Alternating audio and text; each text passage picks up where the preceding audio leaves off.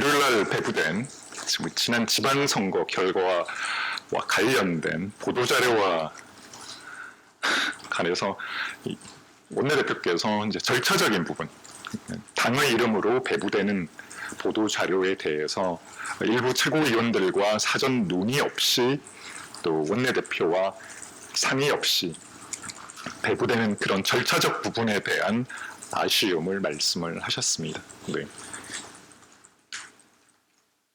자, 질문 받도록 하겠습니다. 혹시 원내대표님 그런 문제 제기에 대해서 사무처에서 네.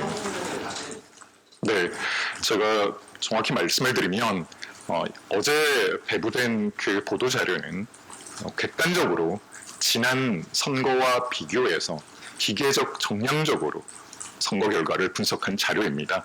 주관적인 표현이 일부 들어가 있긴 하지만 그 표현 역시 객관적으로 지난 선거 결과를 분석하는 과정에서 표현된 단어로 저희는 받아들이고 있고요.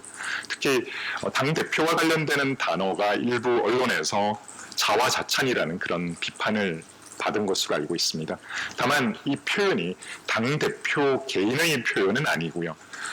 이번 지방선거를 위해서 함께 뛰어준 우리 선대위 모든 관계자들에게 부여된 그런 단어라고 저희는 이해를 하고 있습니다. 자, 이런 부분들을 사무총장께서 최고위원들에게 말씀을 하셨고 최고위원들도 그 부분에 있어서 어느 정도 이해를 하셨다고 생각을 합니다.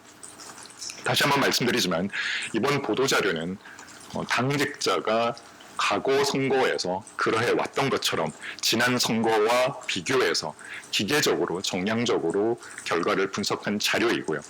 당이 가지고 있는 정무적인 판단과는 다를 수 있다는 점을 말씀드립니다. 자료의 내용에 대해서는 제가 앞에서 말씀드린 것처럼 실무자의 판단과 당의 판단은 다를 수 있습니다. 제가 말한 당의 판단이라는 것은 당의 정무적인 판단을 말씀을 드리는 거고요. 이번 자료는 말 그대로 과거 선거 결과와 비교해서 수치로 확인될 수 있는 부분들을 기계적으로 정량적으로 평가한 부분입니다. 오히려 팩트에 가까운 부분들을 이번 보도 자료를 통해서 당직자가 전달해드리는 그런 의미가 있다고 이해를 해주시면 좋을 것 같습니다. 다만 선거 결과에 대한 평가 결과는 평가의 기준과 준거를 어디에 잡느냐에 따라서 각각 달리 해석될 수 있는 부분입니다. 지금 이 시점에 저희가 쉽게 판단을 내릴 수 있는 부분은 아니고요. 결국 냉철한 분석을 통해서 결과가 도출될 수 있다고 생각을 합니다. 그렇게 도출된 결론이어야지만 우리 당원들과 국민들의 공감대를 얻을 수 있다고 생각을 합니다.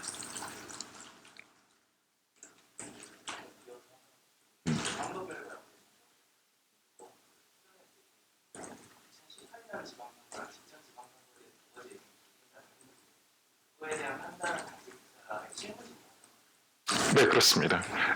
다시 한번 강조해서 말씀드리지만 당직자들의 과거 선거 결과와 수치를 통한 분석으로 내린 결론이고요. 당의 정무적 판단은 다를 수 있다는 점을 다시 한번 말씀드립니다.